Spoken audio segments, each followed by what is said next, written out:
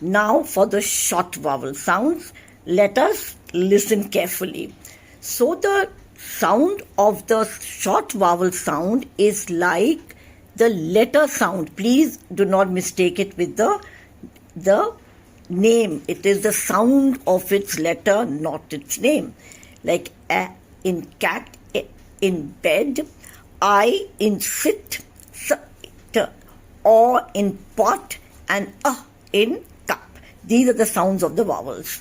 Where a vowel is followed by a consonant, right? As in hop, hop, and bed, the bed.